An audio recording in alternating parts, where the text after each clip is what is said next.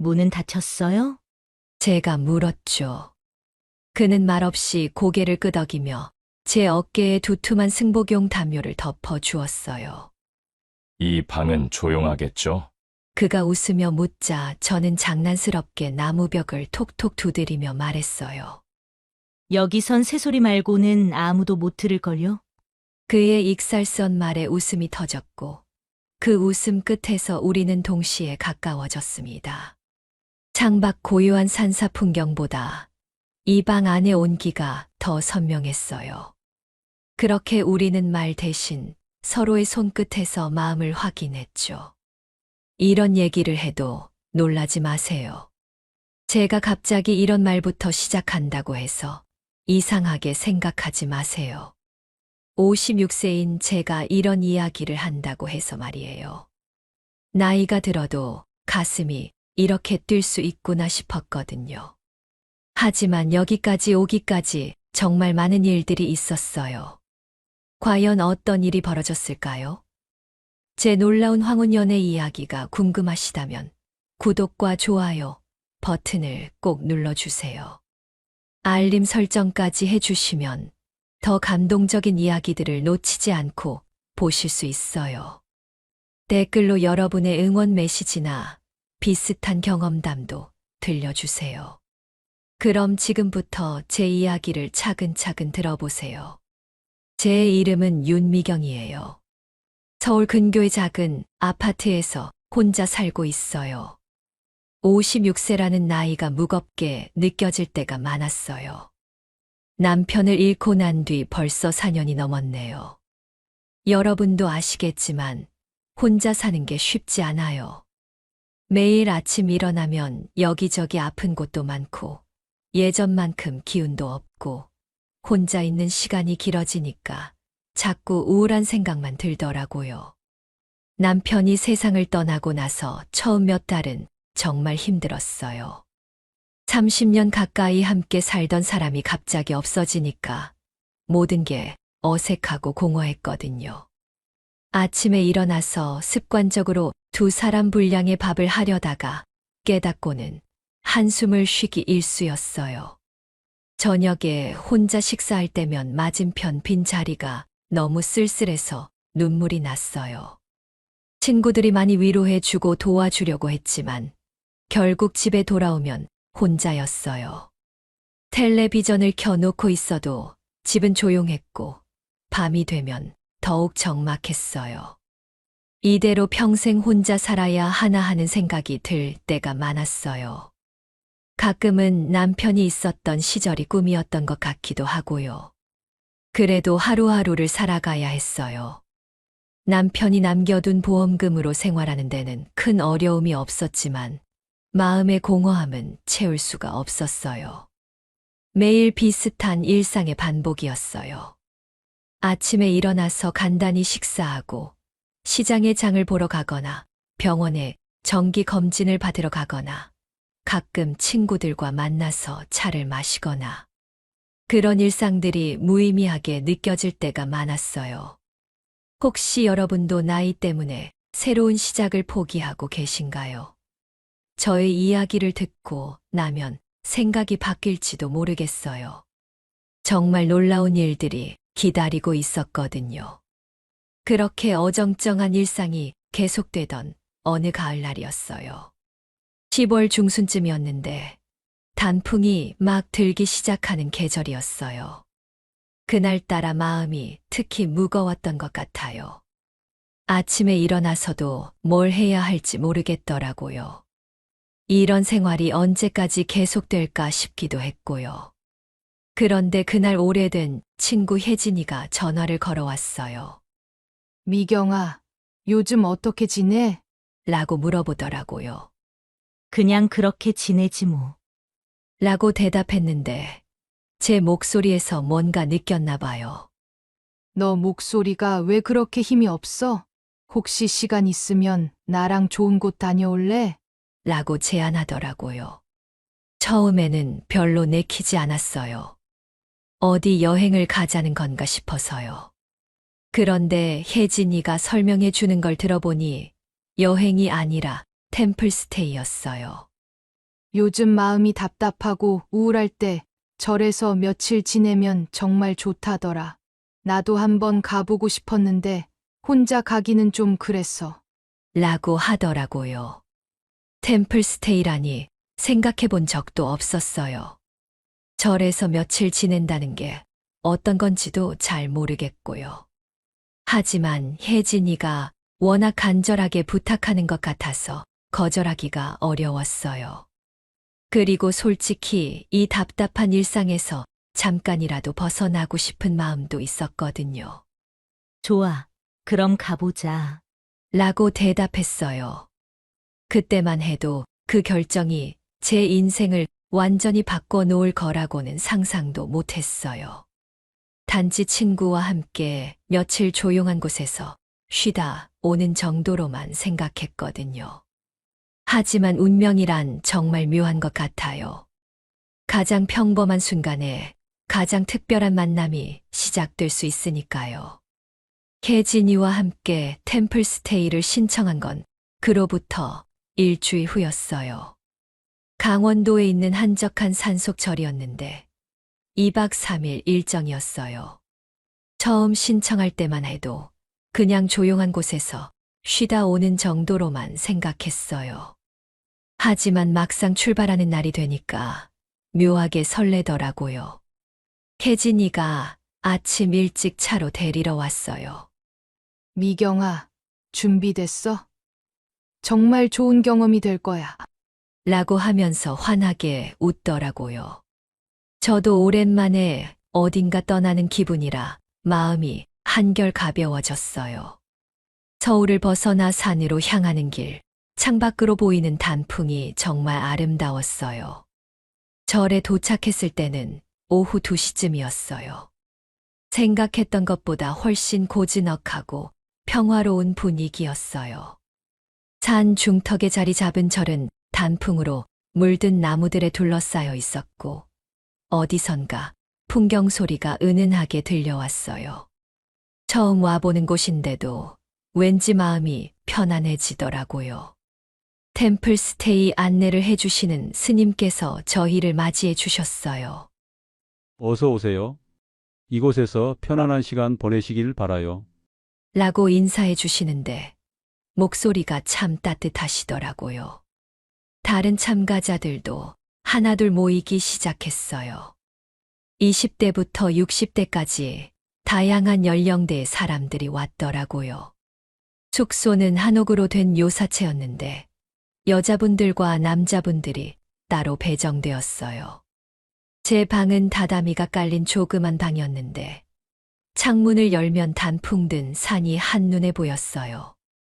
정말 오랜만에 이렇게 아름다운 풍경을 보는 것 같았어요. 남편과 함께 여행 다닐 때도 이런 곳은 와본 적이 없었거든요. 짐을 정리하고 나서 첫 번째 프로그램인 오리엔테이션에 참여했어요. 법당에 모인 참가자들은 모두 10명 정도였어요. 스님께서 템플스테이 일정을 설명해 주시면서 이곳에서는 평소 바쁜 일상을 잠시 내려놓고 자신과 마주하는 시간을 가져보세요. 라고 말씀하시더라고요. 그런데 신기한 건 그 말을 듣는 순간부터 마음이 차분해지기 시작했다는 거예요. 평소 집에서 혼자 있을 때는 답답하고 우울했는데 이곳에서는 혼자 있는 것도 나쁘지 않게 느껴졌어요. 아마 이 평화로운 분위기 때문이었나 봐요. 첫날 저녁 예불 시간이었어요. 법당에 들어서자마자 향 냄새와 함께 엄숙한 분위기가 느껴졌어요. 스님의 독경 소리가 법당 안을 울리고 목탁 소리가 규칙적으로 들렸어요. 처음이라 어떻게 해야 할지 몰라서 다른 분들을 따라 했는데 묘하게 마음이 평온해지더라고요. 예불이 끝나고 저녁 공양 시간이 되었어요. 바루공양이라고 해서 특별한 그릇에 밥을 담아 먹는 방식이었어요. 조용한 가운데 식사를 하는데 평소 혼자 먹던 식사와는 완전히 다른 느낌이었어요. 소리 내지 않고 천천히 음미하며 먹으니까 음식의 맛도 더 깊게 느껴졌어요. 그날 밤 방에서 잠자리에 들면서 생각했어요.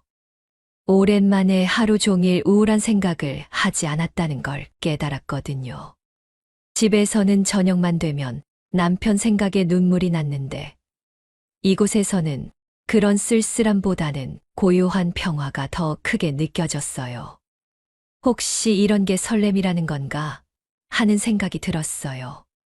새벽 4시 30분에 일어나서 참여하는 새벽 예불도 처음엔 힘들었지만 차츰 적응되더라고요. 이른 아침 공기는 맑고 시원했고 산에서 들려오는 새소리와 함께 하루를 시작한다는 게 참 좋았어요. 이런 규칙적인 생활이 마음에 안정을 주는 것 같았어요. 그런데 정말 놀라운 변화가 시작된 건 둘째 날부터였어요. 뭔가 새로운 기대감 같은 게 생기기 시작했거든요. 오랫동안 잊고 지냈던 감정이 조금씩 되살아나는 느낌이었어요. 바로 그때 특별한 분을 만나게 되었어요. 둘째 날 아침 공동작업 시간에 처음으로 그분을 제대로 보게 되었어요. 참가자들이 모두 모여서 절 주변 낙엽을 치우는 작업을 하고 있었는데 멀리서 묵묵히 일하고 계시는 한 분이 눈에 들어왔어요. 키가 꽤 크시고 어깨가 넓어서 든든해 보이시는데 걸음걸이가 참 차분하더라고요. 뭔가 많은 세월을 견뎌 오신 것 같은 느낌이 들었어요. 그분이 저쪽으로 오시더니 무거운 낙엽 자루를 들고 계시는 제 모습을 보시고는 말없이 도와주셨어요. 제가 혼자서는 들기 힘들어하는 걸 보시고 자연스럽게 한쪽을 들어 주시더라고요. 정말 부드러운 움직임이었어요. 전혀 부담스럽지 않게 도와주시는 모습이 참 인상적이었어요.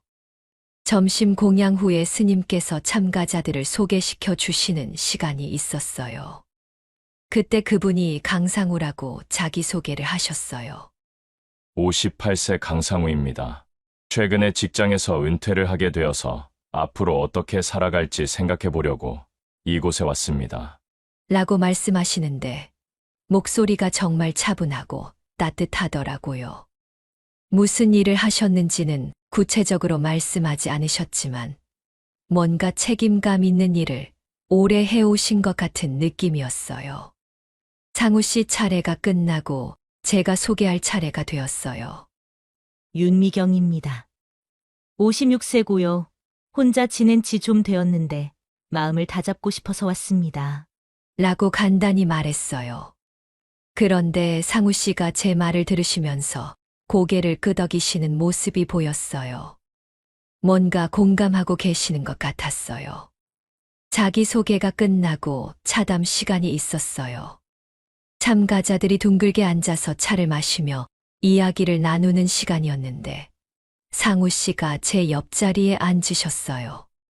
처음에는 서로 말이 없었는데 상우 씨가 조심스럽게 말을 걸어오셨어요. 처음 오신 거예요? 라고 물어보시더라고요. 정말 부드러운 말투였어요. 네, 처음이에요. 상우 씨는요? 라고 제가 대답하자 상우 씨가 미소를 지으시면서 저도 처음입니다.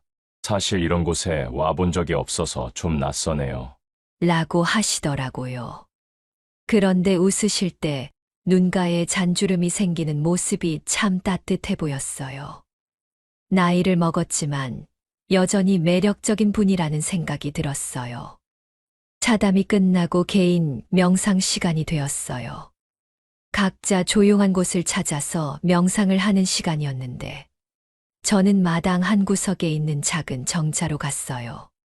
그런데 상우 씨도 같은 곳을 찾아오셨더라고요. 서로 마주보며 민망해하다가 상우 씨가 함께 해도 될까요? 라고 정중하게 물어보셨어요.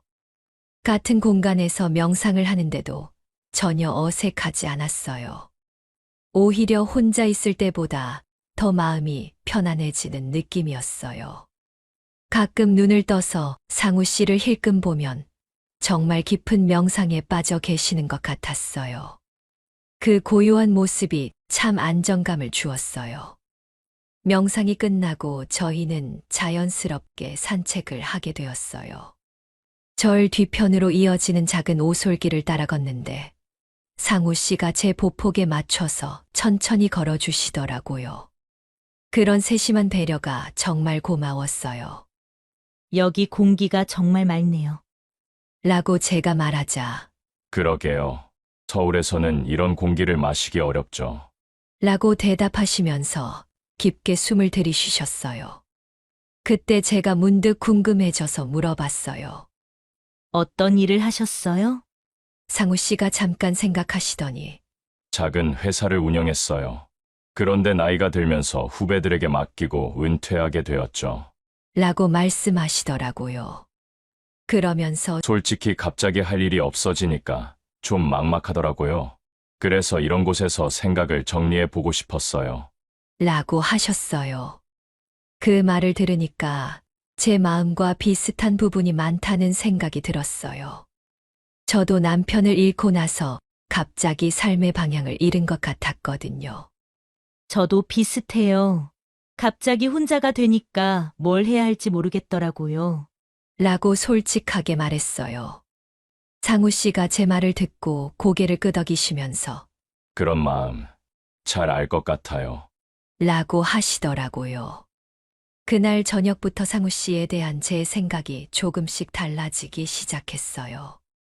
처음에는 그냥 참가자 중 한 분 정도로만 생각했는데 이제는 뭔가 마음이 통하는 분이라는 느낌이 들었어요. 차분하고 따뜻한 말투, 자연스러운 배려, 그리고 무엇보다 제 마음을 이해해 주시는 것 같은 느낌이 참 좋았어요. 그런데 정말 놀라운 일은 그 다음 날부터 벌어지기 시작했어요. 셋째 날 새벽 4시 30분, 예불을 위해 법당으로 향했어요. 아직 어둠이 짙은 시간이라 손전등을 들고 조심조심 걸었는데 요사체에서 법당까지 가는 길이 생각보다 어둡더라고요. 돌계단도 울퉁불퉁해서 넘어질까봐 걱정되었어요. 평소 집에서는 이렇게 이른 시간에 밖을 나다닐 일이 없었거든요. 법당에 들어서자마자 향 냄새와 함께 엄숙한 분위기가 느껴졌어요. 다른 참가자들은 이미 자리를 잡고 앉아 계시더라고요. 저는 어디에 앉아야 할지 몰라서 입구 근처에서 우물쭈물하고 있었어요. 예불 순서도 잘 모르겠고 절하는 방법도 헷갈리고 정말 모든 게 낯설었어요. 스님께서 독경을 시작하시자 참가자들이 하나둘 따라 하기 시작했어요. 저도 옆 사람을 따라 해보려고 했는데 언제 일어서고 언제 앉아야 하는지 타이밍을 놓치기 일쑤였어요. 다른 분들은 모두 익숙하게 하시는데 저만 혼자 어색하게 서 있거나 뒤늦게 따라 하고 있으니까 정말 민망했어요. 특히 108배를 할 때가 가장 힘들었어요. 무릎이 아파서 중간에 쉬고 싶었는데 다른 분들 눈치가 보여서 참고 있었거든요. 그런데 절을 하다가 중심을 잃고 비틀거릴 뻔한 순간이 있었어요. 나이가 들어서 그런지 균형 감각이 예전 같지 않더라고요. 그때였어요. 제 옆에서 조용한 목소리가 들렸어요. 괜찮으세요? 돌아보니까 상우 씨가 걱정스러운 표정으로 저를 바라보고 계시더라고요. 정말 자연스럽게 마치 당연한 일인 것처럼 제 팔을 살짝 잡아서 균형을 잡을 수 있게 도와주셨어요. 그 순간 정말 고마웠어요. 혼자서 어떻게 해야 할지 몰라서 당황하고 있었는데 상우 씨의 그 작은 배려 덕분에 마음이 한결 놓였거든요. 다른 사람들 눈치 보느라 신경 쓰고 있었는데 누군가 제 상황을 이해하고 도와준다는 게 얼마나 든든한지 몰라요. 상우 씨는 그 이후로도 계속 제가 예불을 제대로 따라할 수 있도록 은근히 신호를 보내주셨어요. 언제 절해야 하는지, 언제 일어서야 하는지를 자연스럽게 알려주시더라고요. 전혀 부담스럽지 않게 마치 오랜 친구를 도와주는 것처럼 말이에요. 예불이 끝나고 법당을 나올 때도 상우 씨가 제 뒤에서 천천히 따라오셨어요. 혹시 또 넘어질까 봐 걱정해 주시는 것 같았어요. 그런 세심한 배려가 정말 감동적이었어요. 그냥 지나칠 수도 있는 작은 일인데 이렇게 신경 써 주시다니. 법당에서 나와서 잠깐 마당에서 쉬고 있는데 상우 씨가 다가오셨어요. 처음이라 힘드셨죠? 저도 처음에는 많이 어색했어요. 라고 말씀하시더라고요. 그 말을 들으니까 제가 혼자만 어색해하는 게 아니구나 싶어서 마음이 편해졌어요. 정말 어려워요. 언제 뭘 해야 하는지 모르겠더라고요. 라고 제가 솔직하게 말했더니 상우 씨가 웃으시면서 몇 번 하다 보면 자연스러워져요. 걱정하지 마세요. 라고 격려해 주시더라고요. 그런 따뜻한 말 한마디가 얼마나 큰 힘이 되는지 몰라요. 그날 이후로 상우 씨에 대한 제 마음이 한층 더 고마워졌어요. 낯선 환경에서 혼자 헤매고 있을 때 이렇게 자연스럽게 도움의 손길을 내밀어 주시는 분이라니. 그것도 전혀 부담스럽지 않게 마치 당연한 일인 것처럼 말이에요. 새벽 예불 시간이 끝나고 아침 공양 시간까지 약 30분의 여유가 있었어요. 다른 참가자들은 각자 방으로 돌아가거나 산책을 하러 가셨는데 저는 상우 씨와 함께 마당 벤치에 앉아 있었어요. 새벽 공기가 차갑고 맑아서 정말 상쾌했어요. 상우 씨는 이런 일 자주 하세요? 다른 사람 도와주는 거 말이에요. 제가 궁금해서 물어봤더니 상우 씨가 잠깐 생각하시더니 대답하셨어요. 특별히 의식해서 하는 건 아니에요. 그냥 자연스럽게 그렇게 되네요. 정말 겸손한 분이라는 생각이 들었어요. 그때부터 저는 상우 씨가 정말 특별한 분이라는 걸 알게 되었어요. 단순히 친절한 것을 넘어서서 다른 사람의 마음을 세심하게 챙겨주시는 분이었거든요. 그런 분을 만날 수 있다는 게 얼마나 큰 행운인지 그때는 몰랐어요. 하지만 정말 놀라운 일은 아침 공양 시간에 벌어졌어요. 새벽 예불이 끝나고 아침 공양 시간이 되었어요. 바루공양이라고 해서 4개의 그릇이 포개진 특별한 식기를 사용하는 방식이었어요. 스님께서 사용법을 설명해 주셨지만 저에게는 정말 복잡하게 느껴졌어요. 그릇을 하나씩 분리해서 정확한 위치에 놓아야 하고 물을 따르는 순서도 정해져 있고 정말 신경 쓸 게 많더라고요. 다른 참가자들은 대부분 익숙한 듯 능숙하게 바루를 준비하시는데 저는 손이 떨려서 그릇을 제대로 잡기도 힘들었어요. 특히 가장 큰 밥그릇을 놓을 때 손목에 힘이 없어서 삐딱하게 놓이기 일쑤였고요. 나이가 들어서 그런지 손목 관절이 예전만 못하다는 걸 그때 새삼 느꼈어요. 공양이 시작되고 스님께서 각 그릇에 음식을 담아 주시기 시작했어요. 밥, 국, 나물 반찬들이 차례대로 담겨지는데 저는 그릇을 받을 때마다 긴장했어요. 혹시 떨어뜨리거나 쏟을까봐 걱정되었거든요. 다른 분들은 모두 조용히 정숙하게 받고 계시는데 저만 혼자 어색하게 굼뜨더라고요. 그런데 문제가 생긴 건 국을 받을 때였어요. 국그릇이 다른 그릇들보다 좀 더 깊고 무거웠는데 뜨거운 국물이 담긴 그릇을 받을 때 손이 미끄러진 거예요. 순간 그릇이 기울어지면서 국물이 쏟아질 뻔했어요. 아, 큰일 났구나 싶었어요. 조용한 공양 시간에 소란을 피우게 될까봐 정말 당황했어요. 바로 그때였어요. 제 옆에 앉아 계시던 상우 씨가 번개처럼 빠르게 움직이셨어요. 제 쟁반을 한 손으로 붙잡아서 고정시켜 주시고 다른 손으로는 기울어진 국그릇을 받쳐 주셨어요. 정말 순간적인 일이었는데 마치 이런 일을 예상하고 계셨던 것처럼 자연스럽게 도와주시더라고요. 다행히 국물은 한 방울도 쏟아지지 않았어요. 상우 씨 덕분에 큰 사고를 면할 수 있었거든요. 그런데 더 놀라운 건 상우 씨의 반응이었어요. 저는 죄송하고 민망해서 어쩔 줄 몰랐는데 상우 씨가 전혀 귀찮아하거나 불편해하는 기색 없이 처음엔 다 그렇습니다. 라고 조용히 말씀하시면서 따뜻한 미소를 지어주셨어요. 그 미소를 보는 순간 제 긴장이 확 풀렸어요. 그리고 저도 모르게 웃음이 나왔어요. 정말 자연스럽게 마치 오랜 친구 사이에서나 나올 법한 그런 편안한 웃음 말이에요. 그 순간 제가 느낀 건 단순한 고마움 이상이었어요. 뭔가 마음이 따뜻해지는 느낌이었거든요. 상우 씨는 그 이후에도 계속 제가 바루공양을 무사히 마칠 수 있도록 은근히 신경 써주셨어요. 제가 그릇을 놓는 위치가 틀렸을 때는 살짝 손짓으로 알려주시고 물을 따를 때는 적당한 양을 가늠할 수 있게 눈빛으로 신호를 보내주시고요. 모든 게 정말 자연스럽고 부담스럽지 않게 이루어졌어요.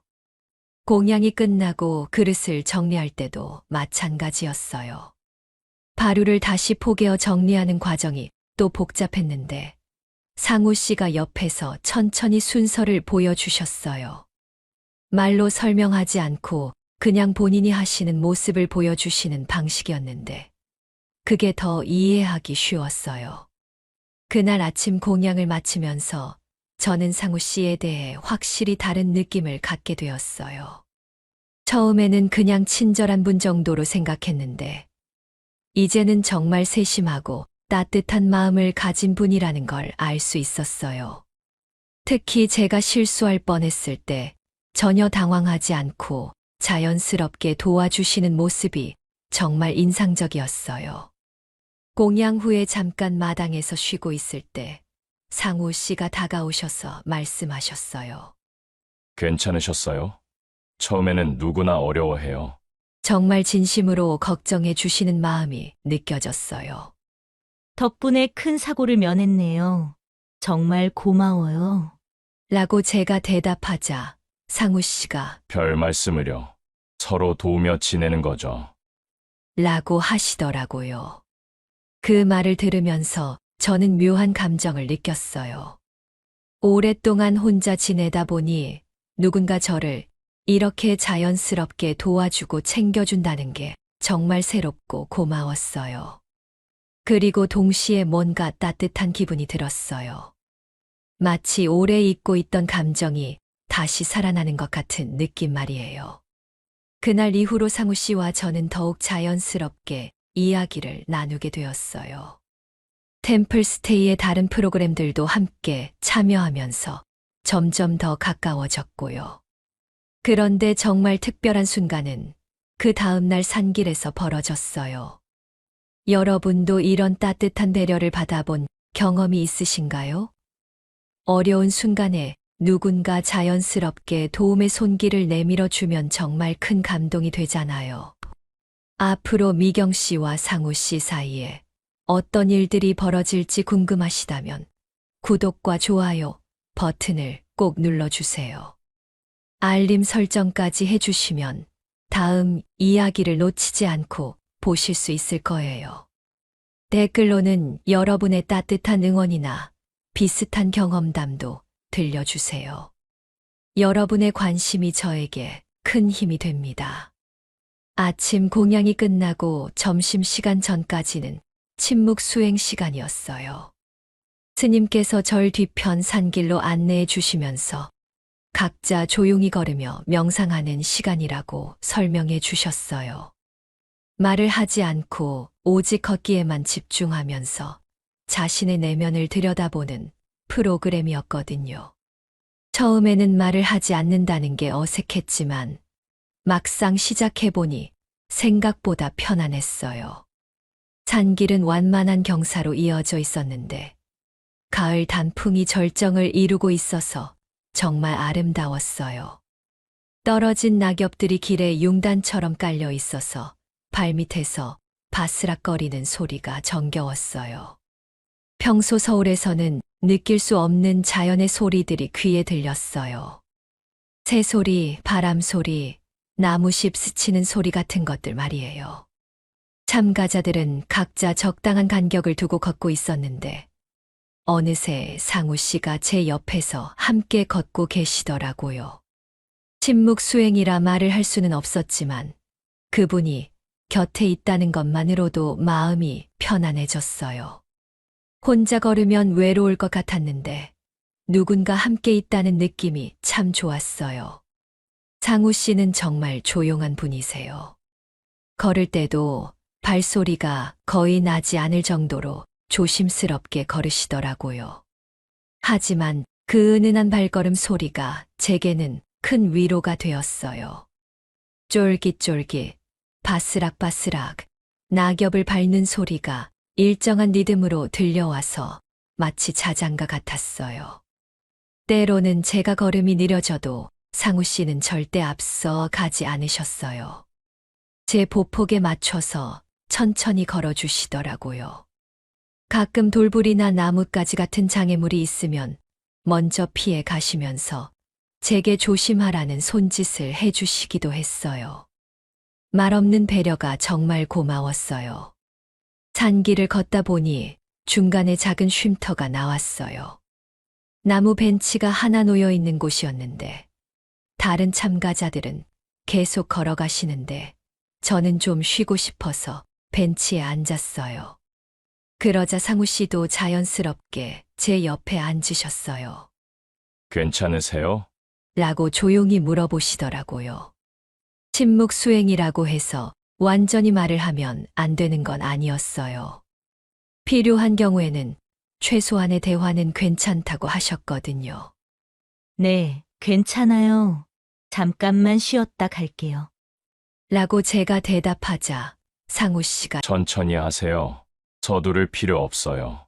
라고 말씀하시더라고요.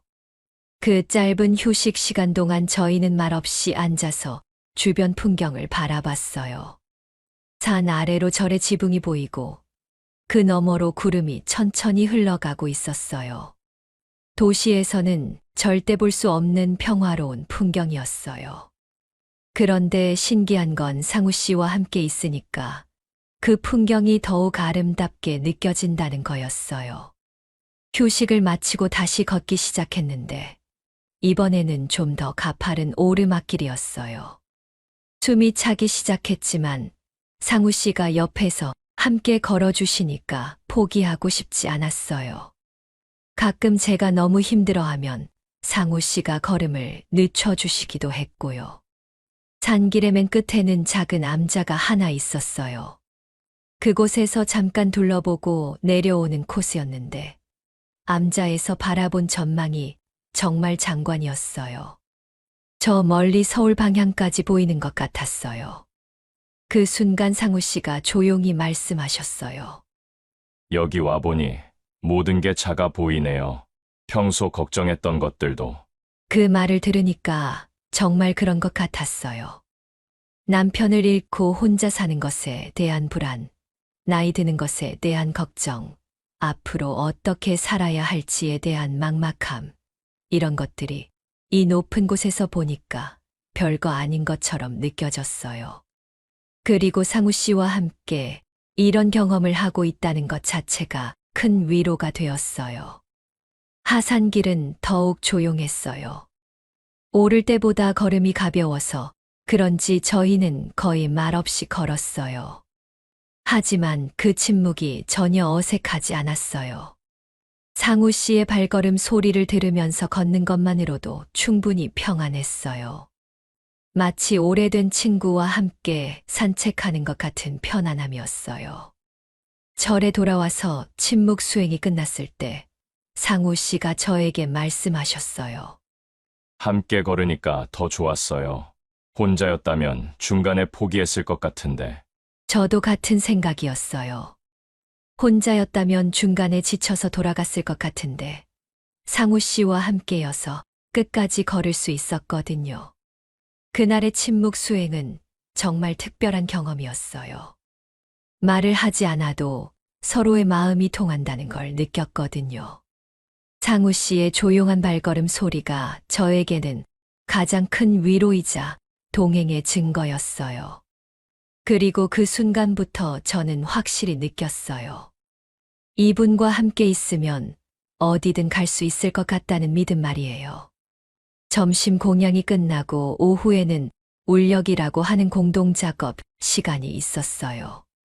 절의 여러 곳을 정비하고 청소하는 작업인데, 그날은 법당 뒤편에 쌓여 있는 나무들을 정리하는 일이었어요. 겨울을 대비해서 장작으로 쓸 나무들을 적당한 크기로 다듬고 정리된 곳으로 옮기는 작업이었거든요. 스님께서 도끼와 톱 같은 도구들을 나눠주시면서 각자 할 수 있는 범위에서 도우라고 하셨어요. 다른 참가자들은 대부분 젊은 분들이라서 능숙하게 나무를 자르고 나르기 시작하셨어요. 남자분들은 굵은 나무를 톱으로 자르는 일을 맡으시고, 여자분들은 작은 나뭇가지들을 정리하거나 잘린 나무들을 운반하는 일을 하셨어요. 저도 처음에는 작은 나뭇가지 정리부터 시작했는데 생각보다 쉽지 않더라고요.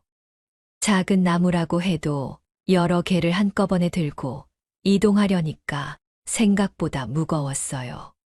젊었을 때는 이런 일도 쉽게 했을 텐데 56세가 된 지금은 몇 개만 들어도 팔이 아프더라고요. 게다가 나무에서 나오는 송진 때문에 손도 끈적끈적해지고 가시에 찔려서 손가락에서 피가 나기도 했어요. 그런데 정말 문제가 생긴 건 좀 더 큰 나무를 옮겨야 할 때였어요. 제법 굵직한 나무 몇 개를 창고로 옮겨야 하는데 혼자서는 도저히 들 수가 없었어요.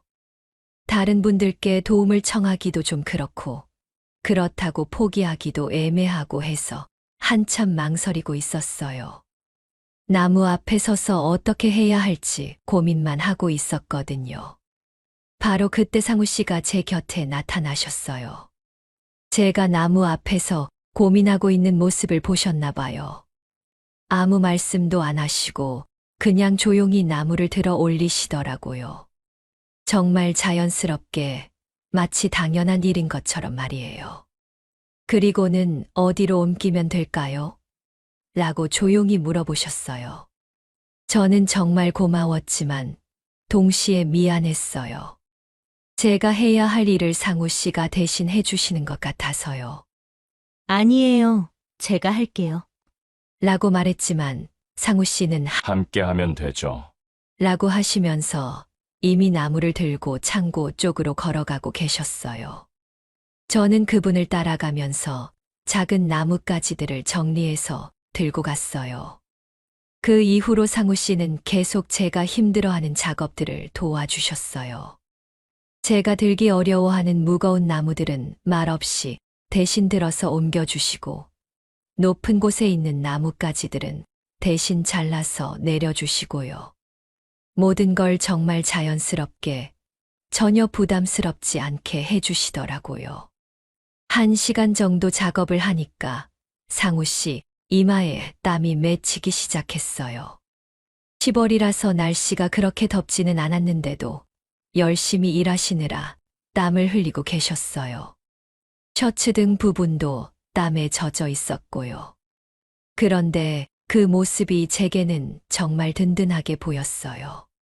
남편이 살아 계실 때도 이렇게 묵묵히 일하는 모습을 자주 봤었는데 상우 씨에게서도 비슷한 느낌을 받았어요. 특히 상우 씨가 무거운 나무를 들어 올릴 때의 모습이 인상적이었어요. 허리를 곧게 펴고 다리에 힘을 주면서 조심스럽게 나무를 들어 올리시는 모습이 정말 숙련되어 보였어요. 아마 젊었을 때 이런 일을 많이 해보셨나 봐요. 그런 능숙한 모습을 보니까 더욱 믿음직스러워 보였어요. 작업이 거의 끝나갈 무렵 상우 씨가 마지막 나무를 정리하고 계실 때 뒷모습을 유심히 봤어요. 넓은 어깨, 곧은 허리, 그리고 땀에 젖은 셔츠. 58세라는 나이가 무색할 정도로 건강하고 든든해 보이시더라고요. 그 순간 제가 느낀 건 단순한 고마움을 넘어선 다른 감정이었어요. 울력이 끝나고 다 같이 정리를 할 때 상우 씨가 저에게 다가오셨어요. 많이 힘드셨죠? 처음엔 누구나 어려워해요. 라고 말씀하시는데 정말 진심으로 걱정해 주시는 마음이 느껴졌어요. 그리고 상우 씨 본인도 힘드셨을 텐데 오히려 제 걱정을 먼저 해주시는 모습이 참 고마웠어요. 창우 씨가 도와주셔서 할 수 있었어요. 정말 고마워요. 제가 그렇게 말하자 상우 씨가 별 말씀을요. 서로 돕는 게 당연하죠. 라고 대답하시더라고요. 그런데 그 말을 하실 때의 미소가 정말 따뜻했어요. 피곤하실 텐데도 환하게 웃어주시는 모습을 보니까 마음이 뭉클해졌어요. 그날 울력을 통해서 상우 씨에 대한 제 마음이 한층 더 깊어졌어요.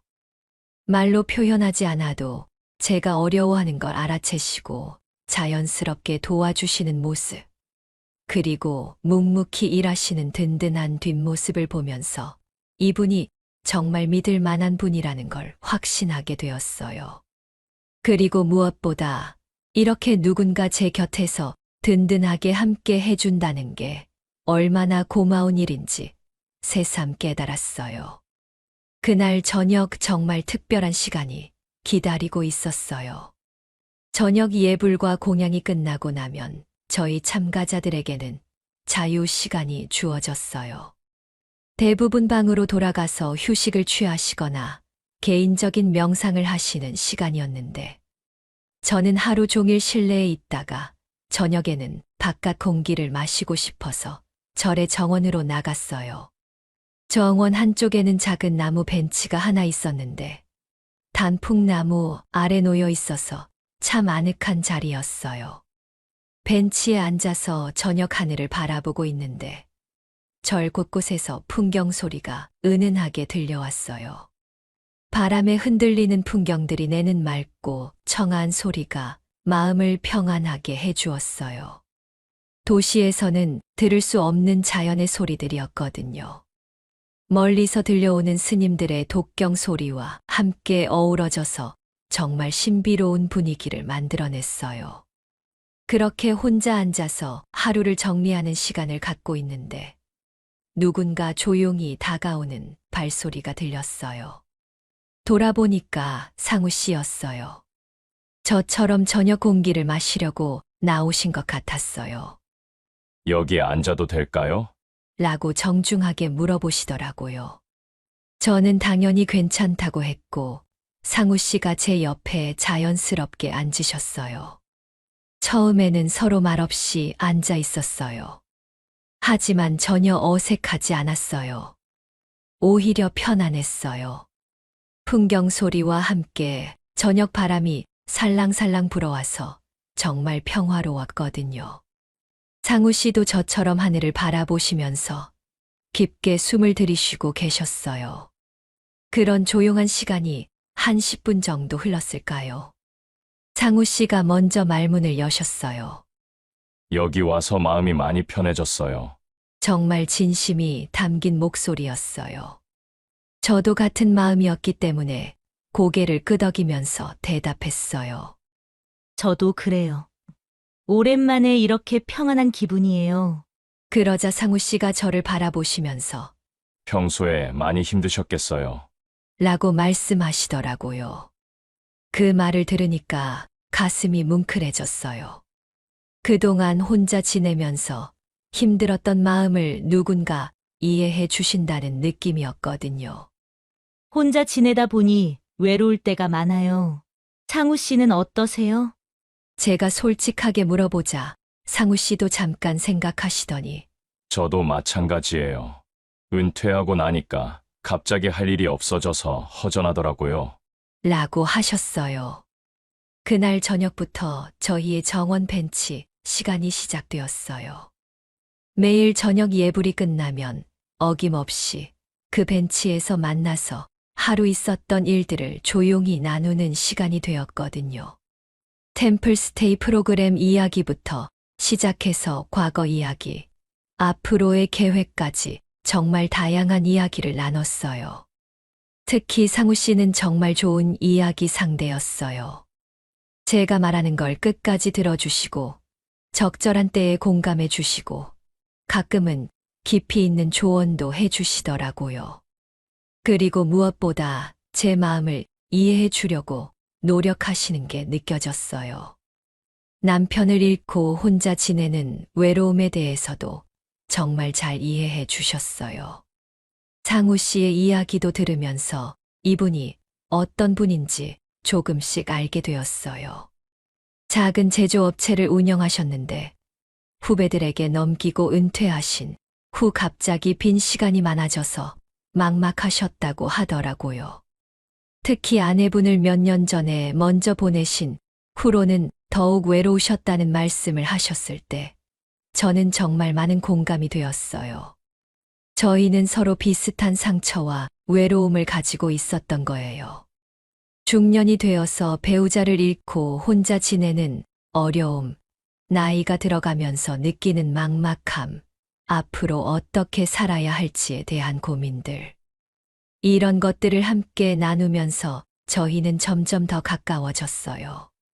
정원 벤치에서 보내는 저녁 시간이 하루 중에서 가장 기다려지는 시간이 되었어요. 풍경 소리를 배경으로 상우 씨와 나누는 조용한 대화가 제게는 최고의 위로였거든요. 그동안 혼자 품고 있던 고민들을 털어놓을 수 있는 상대가 생겼다는 것. 그리고 제 이야기를 진심으로 들어주시는 분이 있다는 것이 얼마나 큰 힘이 되는지 몰라요. 상우 씨도 저와 비슷한 마음이셨나 봐요. 어느 날 저녁에는 미경 씨와 이야기하는 시간이 가장 편하네요. 오랜만에 마음을 털어놓을 수 있는 사람을 만난 것 같아요. 라고 말씀하시더라고요. 그 말을 들었을 때 정말 기뻤어요. 저만 그런 마음이 아니라는 걸 알 수 있었거든요. 밤이 깊어질수록 저희 대화는 더욱 깊어졌어요. 단순한 일상 이야기를 넘어서서 인생에 대한 철학적인 이야기, 꿈과 희망에 대한 이야기까지 나누게 되었어요. 그런 대화를 나누면서 저는 상우 씨가 정말 지혜롭고 따뜻한 마음을 가진 분이라는 걸 더욱 확실하게 알게 되었어요.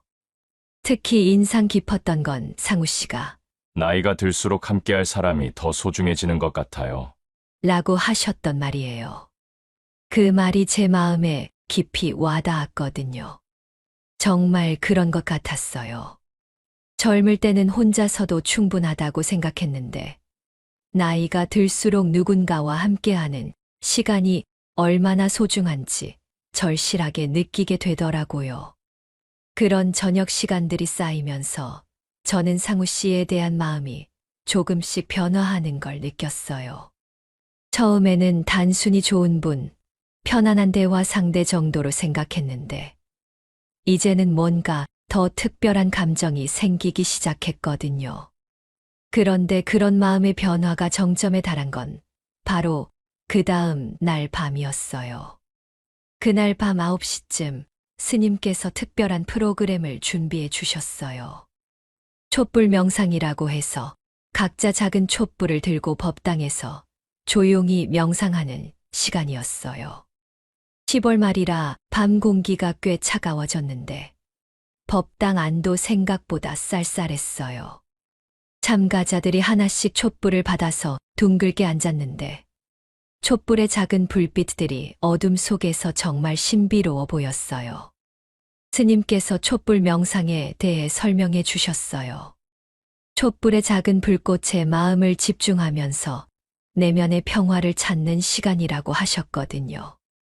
촛불이 흔들리지 않도록 조심스럽게 잡고 그 작은 빛에 모든 신경을 집중해야 한다고 하셨어요.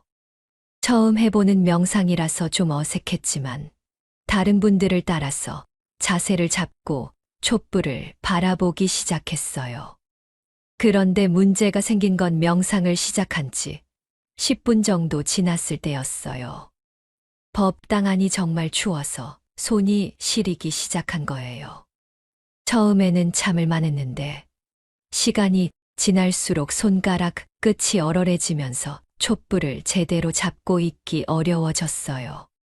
촛대가 작고 가벼워서 손이 조금만 떨려도 촛불이 흔들렸거든요. 20분쯤 지났을 때는 정말 심각해졌어요. 손이 너무 시려서 감각이 없어지기 시작했고, 촛대를 잡고 있는 손가락에 힘이 들어가지 않았어요. 다른 분들은 모두 집중해서 명상하고 계시는데, 저만 혼자 촛불 때문에 고생하고 있으니까 정말 민망했어요. 그런데 더 큰 문제는 촛대가 손에서 미끄러지려고 한다는 거였어요. 순간적으로 촛대가 기울어지면서 촛불이 꺼질 뻔했어요. 아니, 정확히는 촛대를 떨어뜨릴 뻔했어요. 조용한 명상 시간에 그런 소음을 낸다면 정말 큰일 날 뻔했거든요. 저는 급하게 다른 손으로 촛대를 받치려고 했는데 그 순간 누군가 제 손을 감쌌어요. 바로 상우 씨였어요. 제 옆에서 명상하고 계시던 상우 씨가 제가 어려워하는 걸 보시고는 본인의 따뜻한 손으로 제 차가운 손등을 살며시 덮어 잡아주신 거예요. 정말 자연스럽게 마치 당연한 일인 것처럼 말이에요. 그 순간 저는 정말 깜짝 놀랐어요. 상우 씨의 손이 제 손을 덮는 순간 몇 가지 감정이 동시에 밀려왔어요. 우선 놀라움이었어요. 갑작스럽게 누군가 제 손을 잡으신 거니까요. 그런데 동시에 안도감도 들었어요. 촛대를 떨어뜨릴 뻔했던 위험에서 벗어났고, 무엇보다 상우 씨의 따뜻한 손 덕분에 제 손이 금세 따뜻해졌거든요. 하지만 가장 강했던 감정은 설렘이었어요. 남편이 세상을 떠난 후로는 이렇게 다른 남자분의 손길을 느껴본 적이 없었거든요. 상우 씨의 손이 제 손을 감싸고 있는 그 느낌이 정말 오랫동안 잊고 있던 감정을 깨우는 것 같았어요. 가슴이 두근두근 뛰기 시작했어요. 상우 씨는 제 손을 잡으면서도 명상을 계속하고 계셨어요. 얼굴 표정은 여전히 평온했고 본인의 촛불에 집중하고 계시는 것 같았어요. 하지만 제 손을 잡은 그 손에는 정말 따뜻한 마음이 느껴졌어요. 단순히 도와주는 것을 넘어서서 뭔가 더 깊은 배려가 담겨 있는 것 같았거든요. 저는 그 순간 정말 복잡한 마음이었어요. 한편으로는 고마웠고, 한편으로는 당황스러웠고, 그리고 한편으로는 이상한 떨림이 있었어요. 56세가 된 지금까지도 이런 감정을 느낄 수 있다는 게 신기하기도 했어요. 나이가 들면 이런 설렘 같은 건 없어지는 줄 알았는데, 그게 아니었나 봐요. 상우 씨의 손이 제 손을 덮고 있는 동안 저는 명상에 전혀 집중할 수 없었어요. 온통 그 따뜻한 손길 생각만 났거든요. 촛불은 이제 안정적으로 타고 있었지만 제 마음은 오히려 더 흔들리고 있었어요. 이런 마음이 드는 게 맞는 건지 상우 씨는 단순히 도와주신 것뿐인데 제가 너무 의미를 부여하는 건 아닌지 고민되었어요. 명상이 끝날 때까지 상우 씨는 제 손을 잡고 계셨어요. 중간에 놓으실 수도 있었는데 끝까지 제 손이 따뜻할 수 있도록 해주신 거죠. 그런 세심한 배려가 제게는 정말 큰 감동이었어요. 그리고 그 시간 동안 저는 상우 씨에 대한 제 마음이 확실히 달라지고 있다는 걸 느꼈어요. 촛불 명상이 끝나고 다들 촛불을 끄고 일어설 때 상우 씨가 조용히 말씀하셨어요. 손이 많이 시리셨죠? 괜찮으세요? 정말 자연스럽게 마치 아무 일도 없었던 것처럼 물어보시더라고요. 하지만 저는 그 순간을 절대 잊을 수 없을 것 같았어요. 네, 덕분에 괜찮았어요. 정말 고마워요. 제가 대답하자 상우 씨가 미소를 지으시면서 별 말씀을요. 서로 도우면서 지내는 거죠. 라고 하시더라고요. 그런데 그 미소가 평소와는 뭔가 달라 보였어요. 더 따뜻하고 더 의미 깊어 보였어요. 그날 밤 방으로 돌아가서도 계속 그 순간이 생각났어요. 상우 씨의 따뜻한 손이 제 손을 덮었던 그 느낌, 그때 느꼈던 설렘과 안정감. 정말 오랫동안 잊고 있던 감정이었는데, 이렇게 다시 느낄 수 있다는 게 놀라웠어요. 그리고 동시에 이런 마음을 갖는 게 괜찮은 건지 고민도 되었어요. 하지만 그 고민은 다음 날 아침에 또 다른 일로 이어지게 되었어요. 다음 날 아침, 새벽 예불과 아침 공양을 마치고 오전 울력 시간이 되었어요. 그날은 절 뒤편에 있는 작은 텃밭을 정리하는 일이었어요. 가을 농작물들을 수확하고 밭을 정리해서 겨울을 준비하는 작업이었거든요. 스님께서 호미와 삽 같은 농기구들을 나눠주시면서 각자 할 수 있는 범위에서 도우라고 하셨어요. 저는 집에서도 화분 정도만 기르던 사람이라 밭일은 정말 서툴렀어요. 다른 참가자들은 능숙하게 농기구를 다루시면서 일하기 시작하셨는데 저는 호미 쥐는 방법부터 헷갈렸어요. 상우 씨가 옆에서 이렇게 잡으시면 돼요. 라고 친절하게 가르쳐 주셨지만 막상 해보니까 생각보다 훨씬 어려웠어요. 흙이 딱딱해서 호미가 잘 들어가지 않고 힘을 주려고 하니까 손목이 아프더라고요. 30분 정도 일하고 있는데 작은 감자를 캐려고 호미로 흙을 파고 있었어요. 감자가 꽤 깊숙이 묻혀 있어서 좀 더 깊이 파야 했거든요. 그래서 평소보다 힘을 더 주면서 호미를 휘둘렀는데 그만 실수를 하고 만 거예요. 감자 대신 제 손등을 베어버린 거였어요. 순간 따끔한 아픔과 함께 피가 나기 시작했어요. 처음에는 별거 아닌 줄 알았어요. 그런데 생각보다 상처가 깊었나 봐요. 피가 계속 흘러나와서 호미에 묻기 시작했거든요. 당황스러워서 어떻게 해야 할지 몰랐어요. 다른 분들한테 말하기도 좀 부끄럽고 그렇다고 그냥 두기에는 계속 피가 나고 있어서 걱정되었어요. 바로 그때 상우 씨가 제 상황을 알아차리셨어요. 제가 손을 움켜쥐고 있는 모습을 보시고는 급하게 다가오셨어요. 어떻게 되신 거예요? 하고 물어보시면서 제 손을 살펴보셨는데 상처를 보자마자 표정이 심각해지시더라고요. 그리고는 주저없이 본인의 손수건을 꺼내서 제 손에 대어 주셨어요.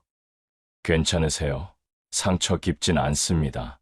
상우 씨가 제 상처를 자세히 살펴보시면서 안심시켜 주셨어요. 목소리가 정말 다정하고 걱정스러워서 제 마음이 따뜻해졌어요.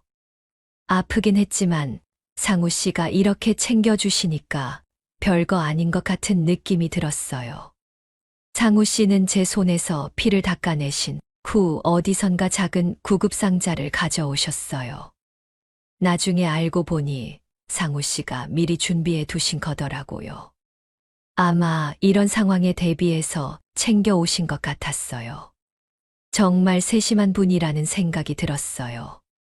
구급상자에서 소독약과 붕대를 꺼내시면서 상우 씨가 말씀하셨어요. 조금 따가울 수 있어요. 정말 조심스럽게 제 상처에 소독약을 발라주셨는데 따가웠지만 상우 씨가 하시는 거라서 참을 수 있었어요. 그분의 손길이 정말 부드럽고 세심해서 전혀 아프지 않게 해주셨거든요. 소독이 끝나고 붕대를 감아주실 때가 정말 인상적이었어요. 상우 씨의 손가락이 제 손을 감싸면서 붕대를 돌돌 감아주시는데 그 손길에서 정말 따뜻한 마음이 느껴졌어요. 단순히 상처를 치료해 주는 것을 넘어서서 진심으로 제가 아프지 않기를 바라시는 마음이 전해졌거든요. 붕대를 다 감고 나서 상우 씨가 제 손을 살며시 쥐어주시면서 이제 괜찮을 거예요. 며칠만 조심하시면 돼요. 라고 말씀하시더라고요. 그 순간 저는 정말 묘한 안도감을 느꼈어요. 아픈 것도 낫는 것 같고 마음도 편안해지는 느낌이었어요. 그런데 그것보다 더 강하게 느낀 건 상우 씨에 대한 고마움과 또 다른 감정이었어요. 어젯밤 촛불 명상 때와 비슷한 느낌이었는데 이번에는 더 강했어요. 제가 다쳤을 때 이렇게 자연스럽게 돌봐주시고 전문가처럼 능숙하게 처치해 주시는 모습을 보면서 정말 믿음직스럽다는 생각이 들었어요. 상처 치료가 끝나고 다른 참가자들이 걱정스럽게 물어보셨는데 상우 씨가 괜찮습니다. 간단한 상처라서 금방 나을 거예요.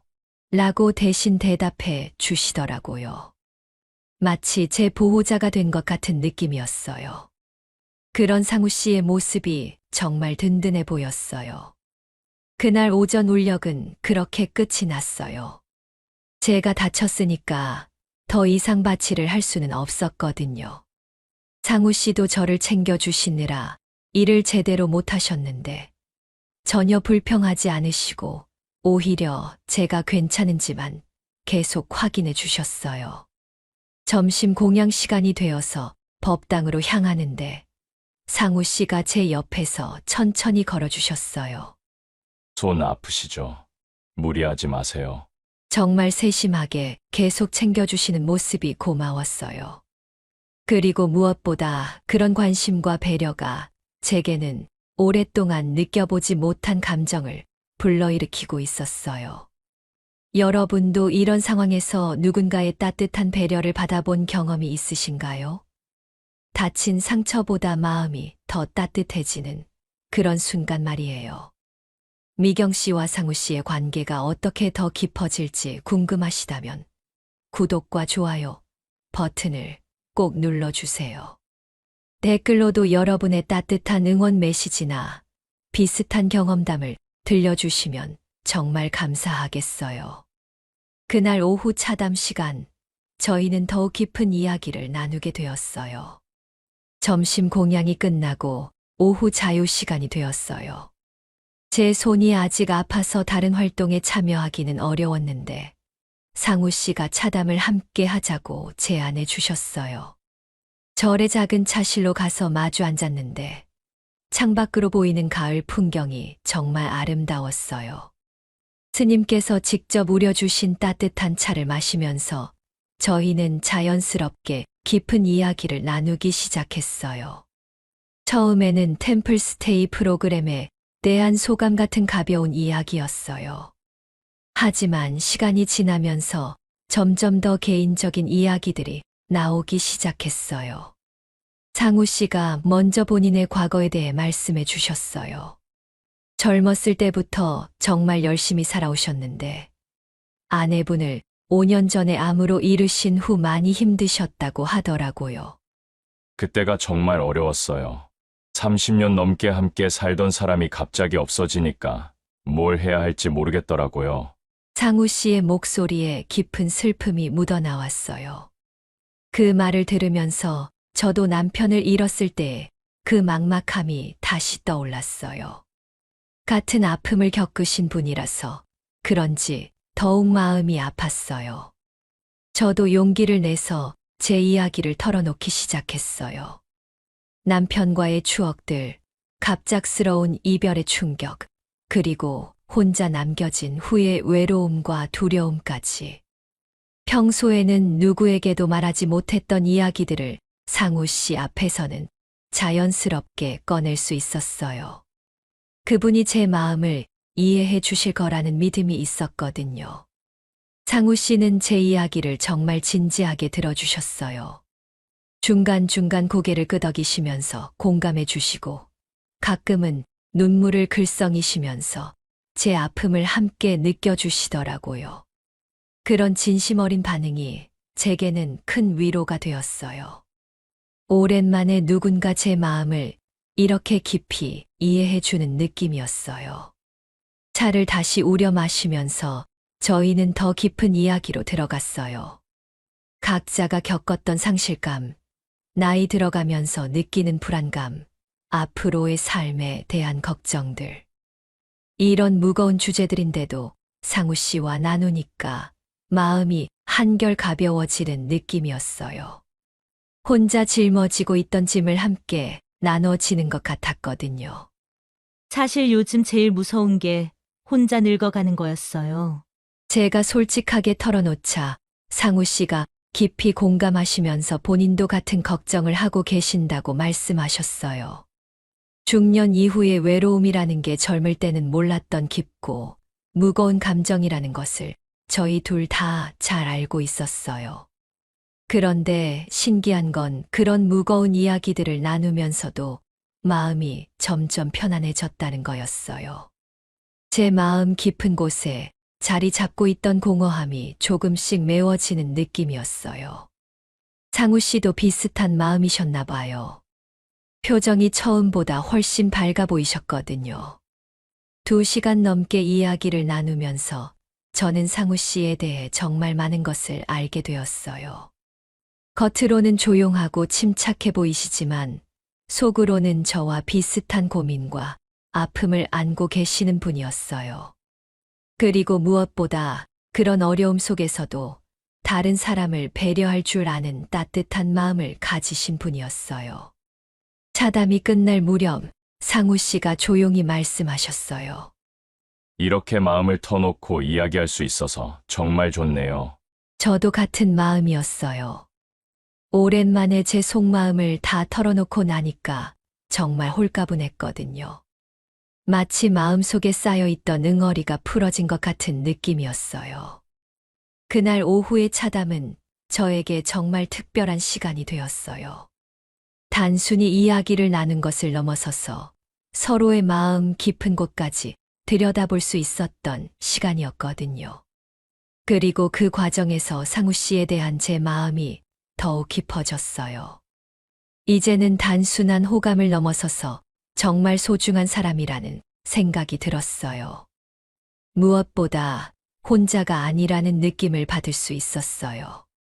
제가 겪고 있는 어려움과 외로움을 누군가 함께 나눠주신다는 것, 그리고 제 마음을 진심으로 이해해 주시는 분이 있다는 것이 얼마나 큰 힘이 되는지 새삼 깨달았어요. 차담을 마치고 밖으로 나왔을 때 하늘에 구름이 잔뜩 끼어 있었어요.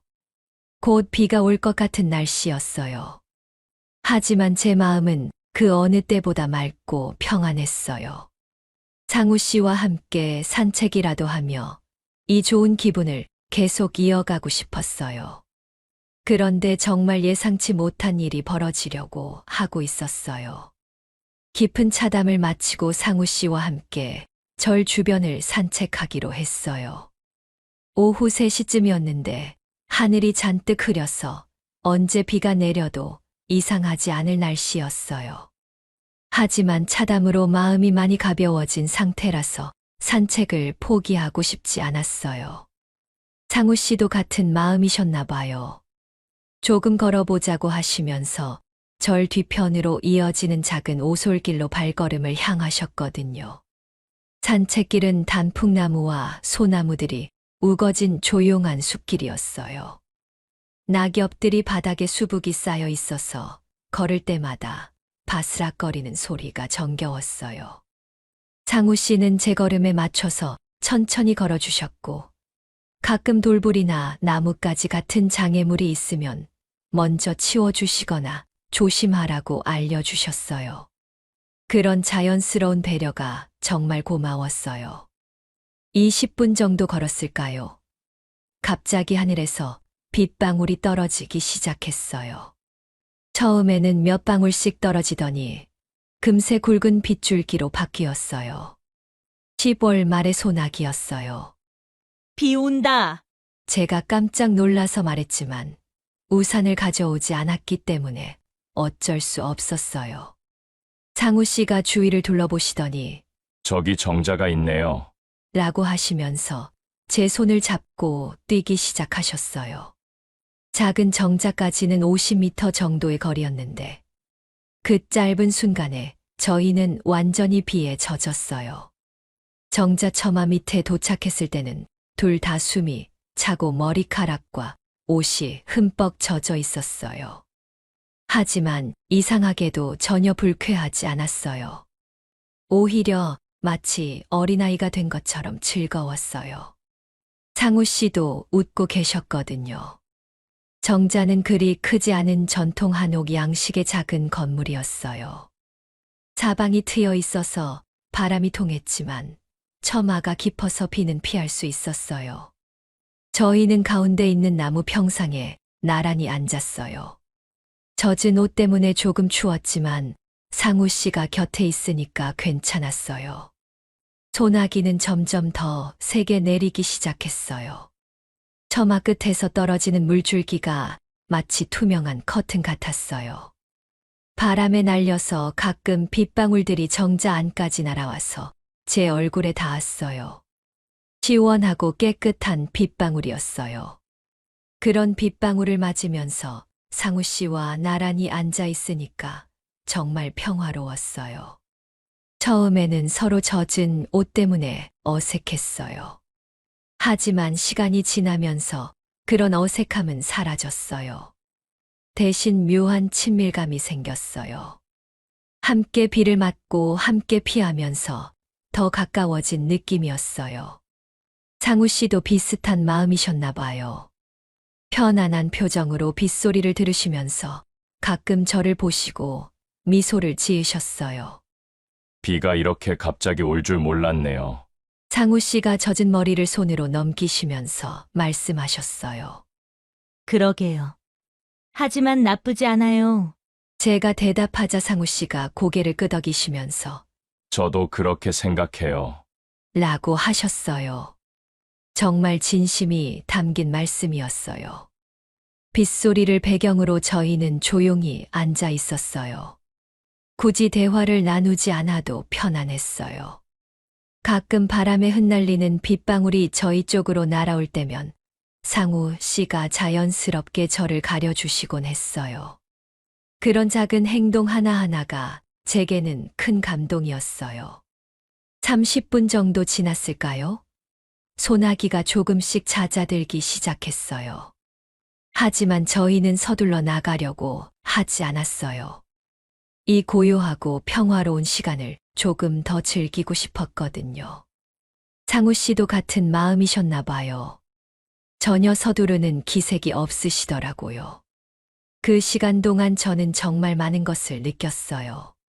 상우 씨와 함께 있으면 어떤 상황에서도 편안하다는 것, 그리고 이분과 함께라면 어디든 갈 수 있을 것 같다는 확신 같은 것 말이에요.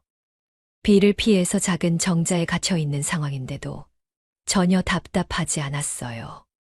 오히려 세상에서 가장 평화로운 곳에 있는 것 같았어요.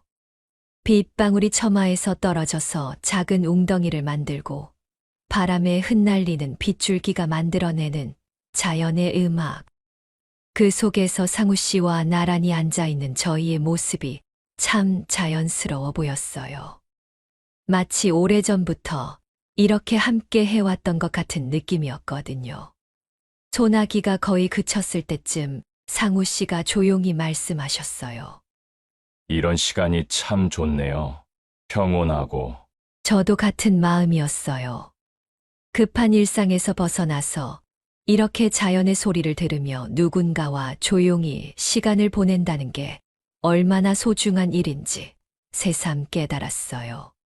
비가 완전히 그치고 해가 다시 구름 사이로 얼굴을 내밀기 시작했어요. 젖은 나무잎들이 햇살에 반짝이면서 정말 아름다웠어요. 저희는 그제야 정자에서 나와서 절로 돌아가기 시작했어요. 하지만 그 짧은 소나기 시간은 제게 정말 특별한 추억이 되었어요. 그날 저녁 더욱 놀라운 일이 벌어졌어요. 소나기를 함께 피한 후 저녁 시간이 되었어요. 저녁 예불을 마치고 공양을 드신 후 참가자들은 각자 자유 시간을 보내고 있었어요. 저는 상우 씨와 함께 법당 옆 작은 전각에서 조용히 명상하는 시간을 가지고 있었어요. 그날은 유독 바람이 많이 부는 저녁이었는데 절 곳곳에서 풍경 소리가 평소보다 더 요란하게 들렸어요. 8시쯤 되었을까요? 갑자기 전각 안의 전등이 깜빡거리기 시작했어요. 처음에는 별로 신경 쓰지 않았는데 점점 더 심하게 깜빡이더니 결국 완전히 꺼져 버렸어요. 동시에 다른 건물들의 불빛도 하나씩 꺼져 나가기 시작했어요. 정전이 된 거였어요. 아마 강한 바람 때문에 전선에 문제가 생긴 것 같았어요. 순간 전각 안이 완전히 어둠에 휩싸였어요. 창문으로 들어오는 약간의 달빛만이 전부였어요. 다른 참가자들도 당황하는 소리가 여기저기서 들렸어요. 저는 갑작스러운 어둠에 조금 무서워졌어요. 특히 혼자 있었다면 정말 무서웠을 텐데 다행히 상우 씨가 바로 옆에 계셨어요. 하지만 그래도 마음이 불안했어요. 어둠 속에서 뭔가 일어날까봐 걱정되었고 무엇보다 길을 잃을까봐 두려웠어요. 전각에서 숙소까지 가는 길이 평소에도 복잡했는데 이렇게 캄캄한 상태에서는 어떻게 가야 할지 막막했거든요. 손전등도 가져오지 않았고 핸드폰 불빛만으로는 한계가 있었어요. 바로 그때 상우 씨가 제 곁으로 다가오셨어요. 어둠 속에서도 제가 불안해하는 걸 느끼셨나 봐요. 조용하고 차분한 목소리로 말씀하셨어요. 괜찮습니다. 제가 있으니 무서워하지 마세요. 그 말과 동시에 상우 씨가 자연스럽게 제 어깨에 팔을 두르시면서 저를 감싸 안아주셨어요. 그 순간 정말 놀라웠어요. 갑작스러운 일이었지만 전혀 어색하지 않았어요. 오히려 정말 안전하다는 느낌이 들었어요. 상우 씨의 따뜻한 품이 제 모든 불안감을 한순간에 사라지게 해주었어요. 남편이 세상을 떠난 후로는 이렇게 누군가의 품에 안겨본 적이 없었는데 정말 오랜만에 느끼는 안정감이었어요. 상우 씨의 품은 정말 따뜻했어요. 그분의 체온이 제게 전해지면서 마음까지 따뜻해지는 느낌이었어요. 그리고 무엇보다 든든했어요. 이렇게 누군가 제 곁에서 지켜주고 있다는 느낌이 얼마나 큰 힘이 되는지 새삼 깨달았어요. 어둠이 전혀 무섭지 않았어요. 천천히 나가실까요? 제가 길을 안내해 드릴게요. 상우 씨가 조용히 말씀하시면서 저를 부축해 주셨어요. 한 팔로는 계속 제 어깨를 감싸고 계시고 다른 손으로는 핸드폰 불빛을 비춰서 길을 확인해 주셨어요. 정말 세심한 배려였어요. 저는 상우 씨 곁에 바짝 붙어서 함께 걸었어요. 전각에서 숙소까지 가는 길이 평소보다 훨씬 느렸지만 전혀 답답하지 않았어요. 오히려 이 시간이 더 길어졌으면 좋겠다는 생각이 들 정도였어요. 상우 씨의 품 안에서 느끼는 안정감과 따뜻함이 너무 좋았거든요. 그동안 혼자 감당해야 했던 모든 불안과 두려움이 사라지는 느낌이었어요. 가는 길에 작은 돌부리에 발이 걸릴 뻔했는데 상우 씨가 재빠르게 저를 잡아주셨어요. 조심하세요. 라고 말씀하시면서 더욱 꽉 껴안아 주셨어요. 그 순간 제 가슴이 두근두근 뛰기 시작했어요. 56세가 된 지금까지도 이런 설렘을 느낄 수 있다는 게 신기했어요. 숙소에 도착해서도 상우 씨는 제가 안전하게 방까지 들어가는지 확인해 주셨어요. 불이 들어올 때까지 문 꼭 잠그고 계세요. 뭔가 필요하시면 언제든 부르세요. 정말 마지막까지 저를 걱정해 주시는 모습이 감동적이었어요. 방에 들어가서도 한참 동안 가슴이 두근거렸어요. 상우 씨의 따뜻한 품에 안겨있던 그 느낌이 계속 생생하게 남아 있었거든요. 정전이라는 위기 상황이었지만 제게는 오히려 상우 씨와 더 가까워질 수 있는 소중한 기회가 되었어요. 그날 밤 잠자리에 들면서 생각했어요. 상우 씨가 제게 어떤 의미인지 이제 확실하게 알 것 같았어요. 단순히 좋은 분, 편안한 대화 상대를 넘어서서 정말 소중한 사람, 제 곁에서 저를 지켜주는 든든한 존재가 되어주고 계시는 분이었어요. 30분 후쯤 전기가 다시 들어왔지만 제 마음속에는 상우 씨의 따뜻한 품이 계속 남아 있었어요. 그리고 그날 이후로 상우 씨에 대한 제 마음이 더욱 확실해졌어요. 이제는 정말 특별한 분이라는 걸 부정할 수 없었거든요. 하지만 템플스테이도 이제 하루밖에 남지 않았어요. 과연 이 아름다운 인연이 어떻게 이어질지 걱정되기 시작했어요. 드디어 템플스테이 마지막 날이 되었어요. 2박 3일이라는 짧은 시간이었지만 정말 많은 일들이 있었고 무엇보다 상우 씨라는 소중한 분을 만날 수 있었던 의미 있는 시간이었어요. 하지만 마지막 날이라는 생각을 하니까 마음 한편으로는 아쉬움과 불안함이 밀려왔어요. 과연 이 인연이 여기서 끝나는 건 아닐까 하는 걱정이 들기 시작했거든요. 마지막 날 아침 예불과 공양을 마치고 오전에는 각자 정리 시간을 가졌어요. 짐을 싸고 방을 정돈하는 시간이었는데 저는 차마 짐을 다 싸지 못하겠더라고요. 뭔가 이곳에서의 시간이 끝나는 게 싫었어요. 특히 상우 씨와 함께 보낸 소중한 시간들이 끝난다는 게 너무 아쉬웠어요. 점심 공양 후에는 마지막 프로그램인 차담 시간이 있었어요. 참가자들이 모두 둘러앉아서 템플스테이를 마무리하면서 소감을 나누는 시간이었거든요. 다른 분들은 하나씩 자신의 소감을 이야기하셨는데 대부분 마음이 편안해졌다거나 새로운 깨달음을 얻었다는 내용이었어요. 제 차례가 되었을 때 저는 잠깐 망설였어요. 정말 솔직한 마음을 말해야 할지 고민되었거든요. 하지만 용기를 내서 제 마음을 털어놓기로 했어요. 이곳에서 마음의 평화를 찾았다는 이야기와 함께 무엇보다 소중한 인연을 만날 수 있어서 정말 감사하다고 말했어요. 그 순간 상우 씨를 힐끗 보았는데 제 말을 정말 진지하게 들어주고 계시더라고요. 상우 씨 차례가 되었을 때였어요. 평소보다 목소리가 더 조용하고 진중했어요. 템플스테이를 통해 마음의 안정을 찾을 수 있었다고 하시면서 그런 다음에 조용히 말씀하셨어요. 미경 씨와 함께한 시간이 저에겐 큰 선물이었습니다. 그 말을 들은 순간 제 가슴이 뭉클해졌어요. 상우 씨도 저와 비슷한 마음이셨다는 걸 확인할 수 있었거든요. 공식적인 차담이 끝나고 다른 참가자들이 하나둘 자리를 뜨기 시작했을 때 상우 씨와 저는 차실에 조금 더 남아있기로 했어요.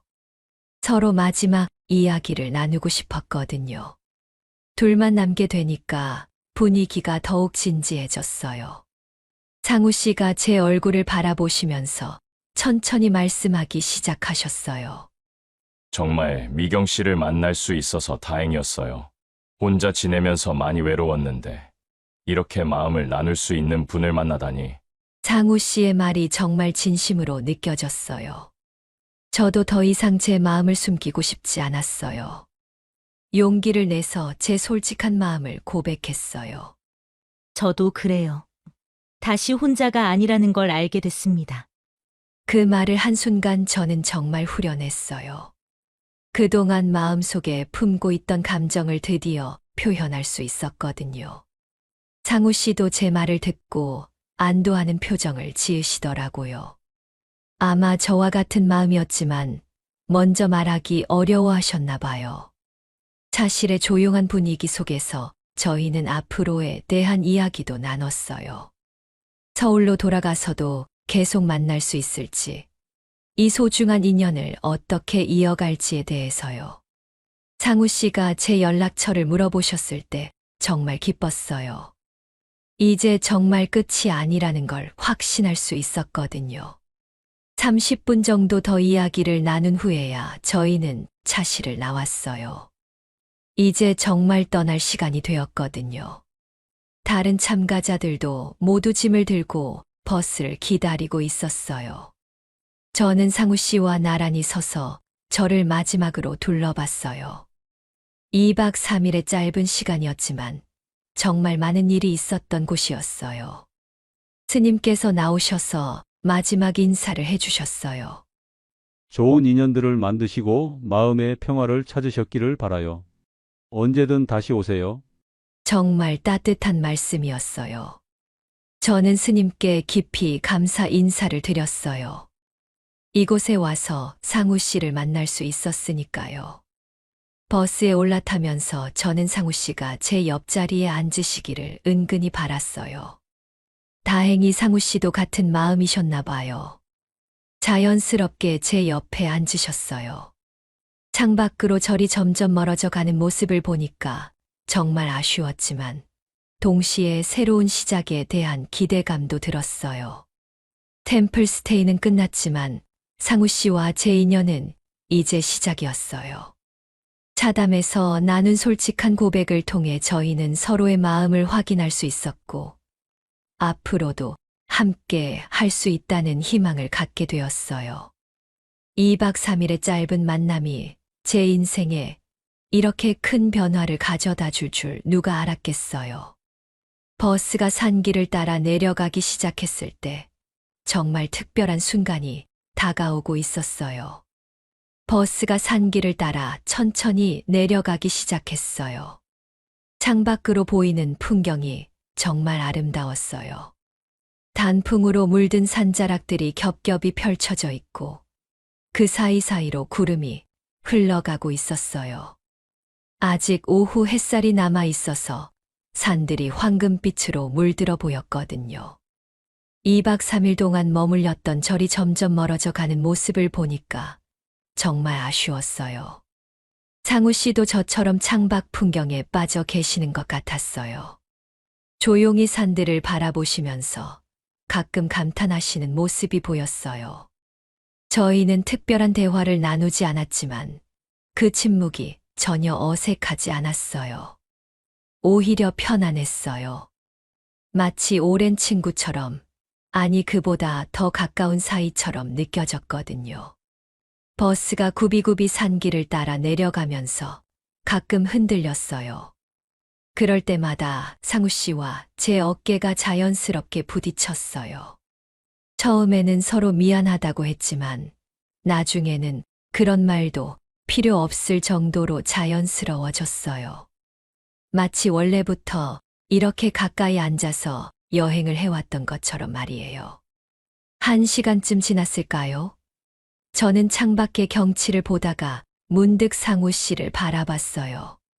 그분도 저를 바라보고 계셨어요. 서로 눈이 마주치자 자연스럽게 미소가 나왔어요. 말로 표현하지 않아도 서로의 마음을 알 수 있는 것 같았어요. 정말 특별한 2박 3일이었다는 것, 그리고 앞으로도 함께하고 싶다는 마음 말이에요. 그때였어요.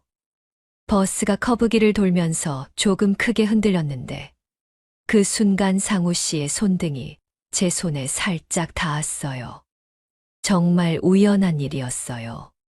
하지만 그 순간 저희 둘 다 손을 빼지 않았어요. 오히려 그 접촉이 자연스럽게 느껴졌어요. 상우 씨의 손등이 제 손등 위에 가볍게 올려져 있는 상태였는데 전혀 어색하지 않았어요.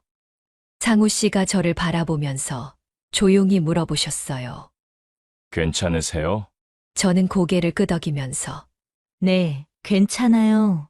라고 대답했어요. 그러자 상우 씨가 안도하는 표정을 지으시면서 다행이네요. 라고 하시더라고요.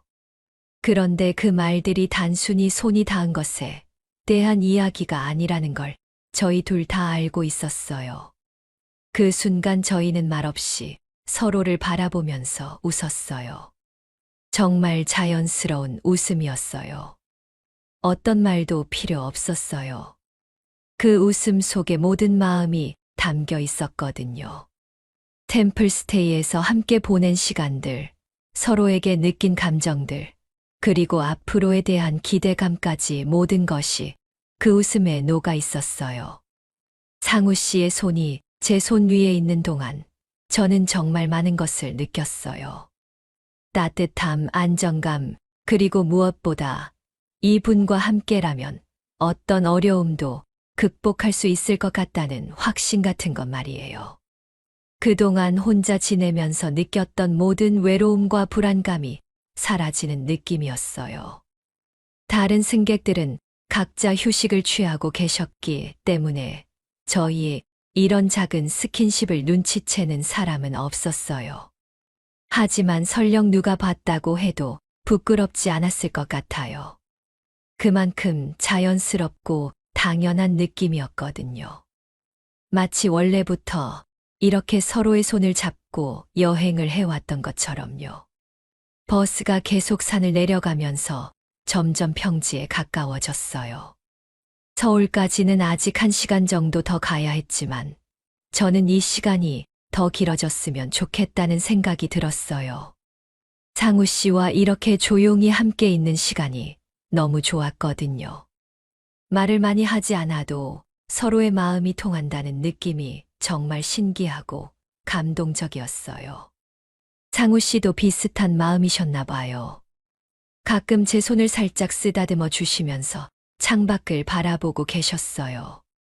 그런 자연스러운 애정 표현이 제게는 큰 행복이었어요. 이런 감정을 56세가 되어서 느낄 수 있다는 게 정말 놀라웠어요. 창밖으로 보이는 풍경도 점점 바뀌고 있었어요. 산에서 내려올수록 도시의 모습들이 보이기 시작했어요. 아파트들, 상가들, 그리고 바쁘게 오가는 사람들.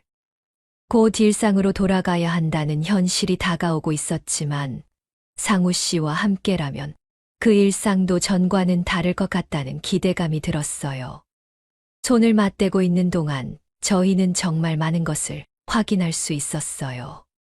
서로에 대한 마음, 앞으로 함께하고 싶다는 의지, 그리고 이제 더 이상 혼자가 아니라는 안도감. 말로 하지 않아도 모든 것이 전해지는 것 같았어요. 그 순간 저는 확신했어요. 상우 씨와 저의 인연은 이제 시작이라는 것을 말이에요. 서울이 가까워질수록 저는 새로운 시작에 대한 설렘으로 가슴이 뛰기 시작했어요. 템플스테이는 끝났지만 정말 의미 있는 새로운 인연이 시작되려고 하고 있었어요. 그렇게 버스 안에서 서로의 마음을 확인한 그날부터 상우 씨와 제 인연은 정말로 새로운 시작을 하게 되었어요. 서울에 도착한 후에도 저희는 자주 만나기 시작했어요. 처음에는 카페에서 차를 마시거나 공원을 산책하는 정도였지만 시간이 지날수록 더 자연스럽게 일상을 함께 하게 되었어요. 템플스테이에서 느꼈던 그 편안함과 안정감이 일상에서도 그대로 이어졌거든요. 6개월 정도 지났을까요? 상우 씨가 제게 조심스럽게 제안을 하셨어요. 각자 혼자 살면서 외로움을 달래는 것보다는 함께 살면서 서로를 의지하며 지내는 게 어떨까 하는 말씀이었어요. 사실 저도 그런 생각을 하고 있었기 때문에 망설이지 않고 좋다고 했어요. 나이가 들어서도 새로운 사랑을 시작할 수 있다는 게 정말 감사했거든요. 지금은 한 집에서 함께 살아가고 있어요. 아침이면 상우 씨가 먼저 일어나서 저를 위해 따뜻한 차를 끓여주시고 저는 상우 씨가 좋아하는 된장찌개를 끓여드려요. 정말 자연스러운 일상이에요. 각자 해야 할 일들을 나눠서 하면서도 서로를 배려하는 마음을 잊지 않고 있어요. 30년 넘게 함께 살던 부부처럼 말이에요. 저녁이면 같은 식탁에 마주 앉아서 하루 있었던 일들을 나눠요. 상우 씨는 여전히 말수가 많지 않으시지만 제 이야기를 정말 진지하게 들어주세요. 가끔 웃음이 나는 일이 있으면 함께 웃고 속상한 일이 있으면 함께 위로해주고 그런 평범한 일상이 제게는 가장 큰 행복이에요. 무엇보다 좋은 건 더 이상 혼자가 아니라는 느낌이에요. 아침에 눈을 뜨면 옆에서 조용히 숨 쉬는 소리가 들리고 집에 돌아오면 다녀오셨어요? 하고 반갑게 맞아주시는 분이 있다는 것. 이런 소소한 일상들이 얼마나 소중한지 이제야 알 수 있어요. 상우 씨도 저와 함께 지내면서 많이 밝아지셨어요. 처음 템플스테이에서 만났을 때보다 훨씬 자주 웃으시고 가끔은 농담도 하세요. 미경 씨 덕분에 다시 살맛이 나요. 라고 말씀하실 때면 제 마음도 정말 따뜻해져요. 계절이 바뀔 때마다 저희는 함께 작은 여행을 떠나기도 해요. 템플스테이를 했던 그 절에도 다시 다녀왔어요. 1년 만에 다시 찾은 그곳은 더욱 특별하게 느껴졌어요. 처음 만났던 그때의 추억을 되새기면서 서로에게 얼마나 고마운 존재인지 다시 한번 확인할 수 있었거든요. 주변 사람들도 저희를 정말 보기 좋아하세요. 친구들은 미경아, 정말 좋은 사람 만났구나. 표정이 확실히 밝아졌어. 라고 말해줘요. 마을 어르신들도 두 분 정말 잘 어울리시네요. 라고 하시면서 부러워하시더라고요. 그런 말들을 들을 때마다 정말 감사한 마음이 들어요. 물론 모든 게 완벽한 건 아니에요. 가끔은 서로 다른 생활 습관 때문에 작은 마찰이 생기기도 하고, 나이가 들어서 건강 문제로 걱정할 때도 있어요. 하지만 그런 어려움들도 함께 나누니까 혼자일 때보다 훨씬 수월하게 해결할 수 있어요. 특히 상우 씨는 정말 든든한 동반자예요. 제가 아프거나 힘들 때면 누구보다 세심하게 돌봐주시고, 무거운 것들은 대신 들어주시고, 혼자서는 해결하기 어려운 일들을 함께 해주세요. 저도 상우 씨가 힘드실 때는 옆에서 최선을 다해 돕고 있어요. 생각해보면 정말 신기한 인연이에요. 만약 그날 친구가 템플스테이를 제안하지 않았다면, 만약 상우 씨가 그 절을 선택하지 않으셨다면, 저희는 만날 수 없었을 거예요. 운명이라는 게 정말 묘한 것 같아요. 가장 예상하지 못한 곳에서 가장 소중한 사람을 만나게 되니까요. 56세와 58세에 시작한 저희의 사랑은 젊은 사람들의 열정적인 사랑과는 다르지만 그만큼 더 깊고 성숙한 사랑인 것 같아요. 서로의 아픔을 이해하고 남은 시간을 소중히 여기며 작은 일상에도 감사함을 느끼는 그런 사랑 말이에요. 늦게 찾아온 사랑이지만 저희에게는 가장 따뜻하고 소중한 시작이 되어 주었어요. 어쩌면 이 나이에 만났기 때문에 더욱 소중할 수 있는 건지도 모르겠어요. 젊었을 때는 당연하게 여겼던 것들이 이제는 모두 감사하고 소중하게 느껴지니까요. 앞으로 저희에게 얼마나 많은 시간이 남아있는지는 모르겠어요. 하지만 그 시간들을 상우 씨와 함께 보낼 수 있다는 것만으로도 충분히 행복해요. 매일매일이 선물 같은 시간이에요. 혹시 저처럼 혼자 계신 분들이 있으시다면 용기를 내세요. 나이는 정말 숫자에 불과해요. 언제든 새로운 시작은 가능하거든요. 저희처럼 뜻하지 않은 곳에서 소중한 인연을 만날 수도 있어요. 여러분도 이런 따뜻한 사랑을 응원해 주시거나 비슷한 경험을 하고 계시나요?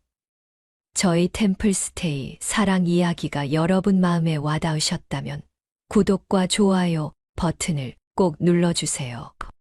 알림 설정까지 해주시면 앞으로도 더 많은 따뜻한 이야기들을 함께 나눌 수 있을 거예요. 댓글로는 여러분의 응원 메시지나 사랑 이야기, 그리고 중년의 새로운 시작에 대한 경험담도 들려주세요.